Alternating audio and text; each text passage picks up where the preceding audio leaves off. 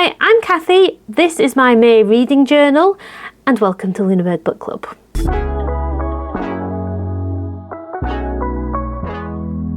Hi there, I am filming this clip on the 30th of May because I am editing my May reading journal and I've realised I have deleted, lost, I don't know what. I cannot find my first clip for the month of May. It has disappeared from the ether. So what I think my first reading clip of the month of May should have said was that in this month my big challenge was to empty my TBR because I had about 4 or 5 books left on there, and all the books belong to the same series, which is a Domesday detective series by Edward Marston, where it's a cosy crime, medieval murder mysteries, each set in a different town. I absolutely love this series. There's 11 books in total. I think I had read 5 or 6 of them previously, and I had the remaining 4 or 5 to go at the start of May. So that was my challenge for this month. Can I empty my TBR and finish this series? And my first clip that you're going to see that's recorded in proper time jumps in on the 8th of May. So enjoy! I've come on to tell you that today is Thursday, the 8th of May, and I've made some progress with my reading goal this month. It's been a manic couple of days at work. I worked yesterday till 8 PM in the evening at an event we were holding at my workplace. It was really good, it went really well, but it was a busy day, and then today has been another absolutely hectic day. I did not stop all day and I went to work early, so it's been manic and I'm feeling very tired this evening. But tomorrow is Friday and I'm meeting up with some uni friends tomorrow that I'm really looking forward to seeing, so that's a nice thing. And the other nice thing is that yesterday I finished reading The Hawks of Delamere. I finished reading it on my lunchtime break. I made sure I carved out some space during the day to have a little bit of chill out time, and I spent it finishing off this book. And I think, ooh, is it, I don't want to be as bold as this? This might be one of my favourite books in this series. Maybe the favourite. It was so dramatic. We had the threat of a Welsh uprising targeted against the city of Chester. There was ruses, there was plots and counterplots. There was a really cool new female character introduced who was a bit of a badass, and I really enjoyed that. So yeah, I finished that yesterday, and then I started in the evening when I got home, just before I went to bed. I read the opening chapters of the next book in the series, book 8, and that's The Wildcats of Exeter. And I'm looking forward to getting further into this one. And I thought, seeing as probably most of this vlog is going to be about this book series, I should tell you a little bit more about it, and I thought today I could tell you a little bit more about our main cast of characters. So each book, our Royal Commissioners go to a new city, and our Royal Commissioners and our main characters and detectives are a group of 5. I started off as 4, and then another character got introduced about book 4, I think. So first of all, we have Ralph Delchard, who is the leader of the Royal Commissioners. He is a Norman soldier who fought in the Battle of Hastings, took part in the Norman conquest of Britain, and subdued the Saxons 20 years ago. So he's a great fighter, he's formidable, he's a leader, he's used to being in charge and getting his own way, and he's been part of an invading force in this country. And now he's representing the king's interest by going to these places and settling disputes so the king can properly tax the right people depending on who owns the land. Ralph is forthright, used to being in charge, good at getting his own way, and is a Norman lord, so gets on well with people in power. And he's also intelligent and very courageous. And then we have Gervase Brett. I might be butchering how you pronounce his name, but Gervase is interesting because I think he had a Norman father and a Saxon mother, so he has sympathies on both sides of the conquest. And the interesting thing about this series is that it is set about 20 years after the original conquest of England. So whilst battles are still in living memory and people are getting used to living under new rule, you kind of have this divisive thing where there's a subdued, oppressed people living in the land, and there's also the invaders, but they're all having to try and get on together and build a life under this new normal. And not everything is fair, but it's not just a case of an uprising will fix everything because the invading force is so strong, and they are going to be the pervading rulers of the country for quite a long time to come. And Gervais he can bridge the gap between the Saxons and the Normans, and he speaks both languages fluently, so he often acts as an interpreter, and he also speaks a bit of Welsh too. So Gervais, as a lawyer in the group, he is very discerning, he is observant, he is great at befriending different people who they meet of all different backgrounds, and he's perhaps the most intuitive detective among them. And he has a fiancée who we have not met, but we've heard about a lot, called Alice, who lives in Winchester. And I'm a bit shocked because she's always been mentioned, but nothing's ever come of it.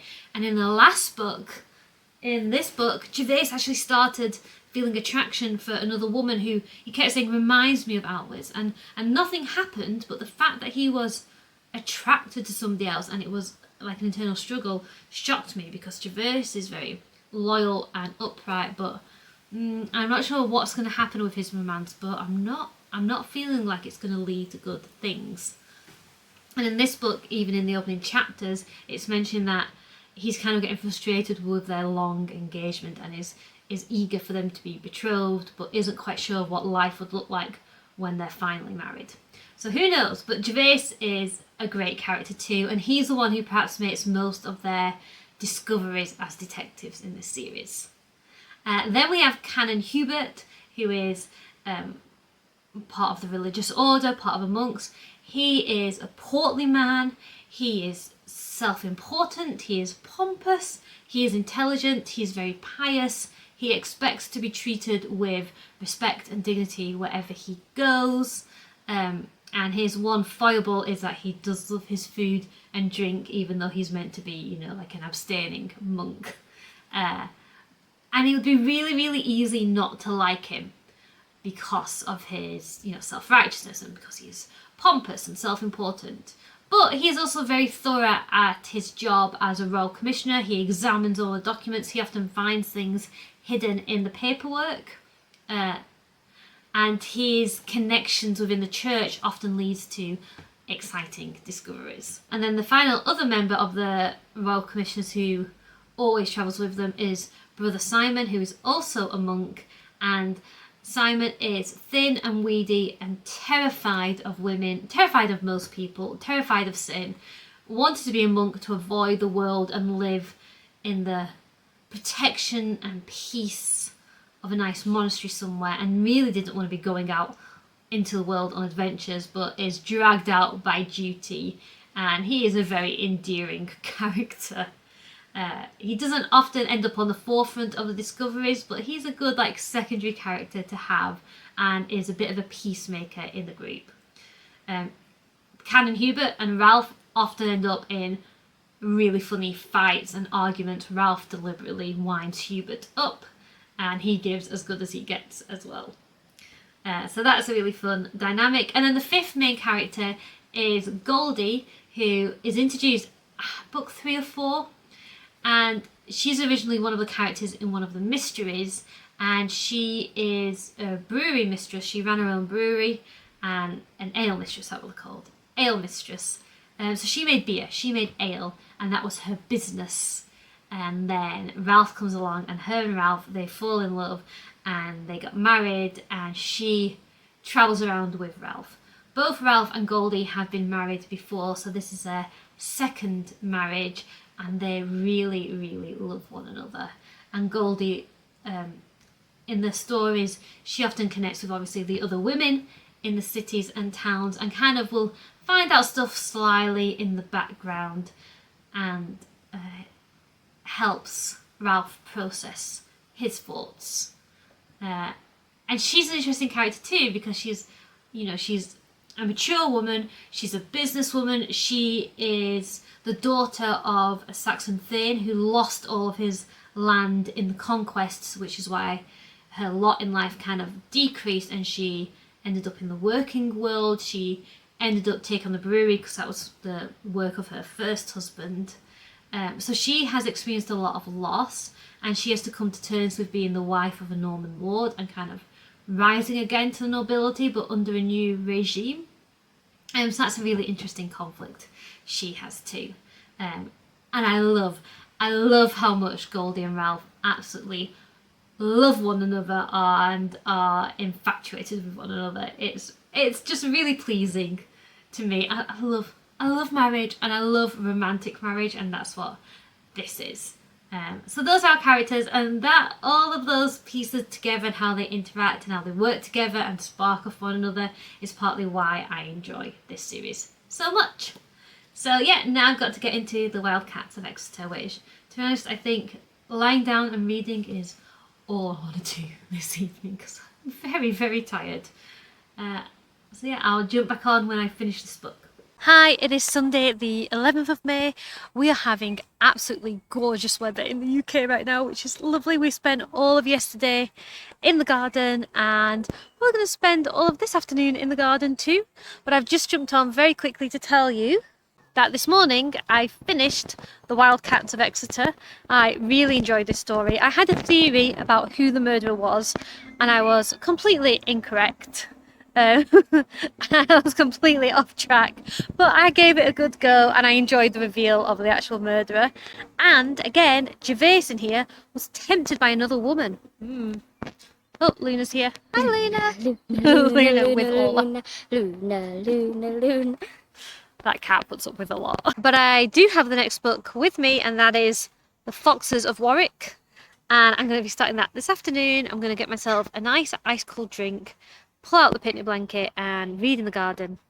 And yes, so straight on to book 9. Only 3 books left to go. It is Sunday the 18th of May. I have finished The Foxes of Warwick. This was excellent. It had me gripped all the way through. I again thought I knew what the answer was going to be, and I was completely wrong. Really, really enjoyed it. I fell in love with a blacksmith called Boyle in this. He was amazing. Really good story. So Foxes of Warwick finished. I have now started book 10, The Owls of Gloucester. So far so good. I'm nearly halfway through. There's a murdered monk. There are rumours of a Welsh uprising. I have no idea which way this is going to go, but I'm enjoying it so far. And because this is book 10, I have now bought The Elephants of Norwich, which is the final book in the series. So I have 12 days to finish book 10 and 11, and then I'll have completed my Doomsday Book Challenge. Hello, it is now Tuesday the 20th of May, and I have finished The Owls of Gloucester. This one got quite dicey towards the end. I was in genuine fear for some characters in this book, and it was quite tense. But it's all over now. The mystery's been wrapped up, the murder's been found, some lives have been saved, and it's all good. And I should mention, one other thing I love about this series is the romance between Ralph and Goldie. You know, some people when they're reading romance books, they love about people getting together, people meeting and falling in love. And I like that.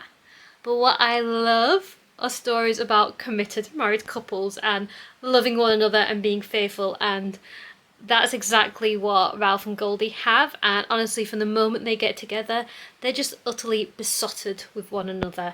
And there's lots of scenes of them going over the events of the day in their bedchamber, like talking in private about what's going on. But then it's always kind of sandwiched between them just being absolutely in love with one another. And I love it. I'm here for it. That's the kind of romance I love. I love married love. And this series really delivers on that. So that's another thing I really enjoy. Anyway, having finished The Owls of Gloucester, I now get to start the final book in the series, The Elephants of Norwich. This is the last book, book 11. I have no idea what's in store. I don't even know if this was written knowingly as the last book, or was it just one of those where this just happens to be the last story. So I don't know if anything major will happen to end the series, or whether it will just be another standalone mystery. But I'm excited to find out, and I have 10 days to finish this to reach my goal of finishing the series this month. I feel like you should also appreciate that whenever I'm filming, there is always a cat nearby. And as I was talking to you then, Comet came to just sit in between my legs and purr. So it's done. I have finished The Elephants of Norwich and so have completed the Doomsday series before the end of May. This one, quite a grisly one to end on. The murder was grisly, other people got maimed, and the suspects were vile people, and quite a few people met grisly ends in this one, so quite a grim one to end with, except for in the final glimmers of the last chapter there was some rather wonderful news for one of our main cast of characters. So it does end on a nice note, but yeah, I'd say one of the darker books in the series, this one was to end on. Don't know why I'm talking like Yoda, but yeah, this was quite a dark tone for the series to end on, but I still really enjoyed it and I have loved reading this series, and I feel quite pleased to have finished it, and now I can have all of them nicely displayed on my bookshelf behind me, and that's quite a nice feeling. And with that, I think I will wrap up my May reading journal. I've had a good reading month. I'm excited for what June's going to bring. I hope you've had a good reading month too. Thank you so much for watching this video, and we'll see you next time. Bye!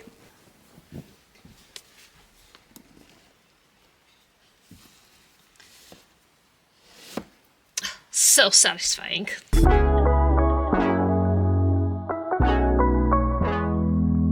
Where have you been?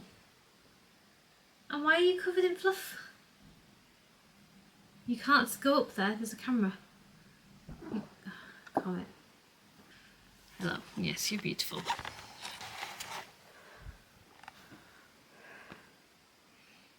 Look at him. He's just like, wherever your attention is, that's where I need to be.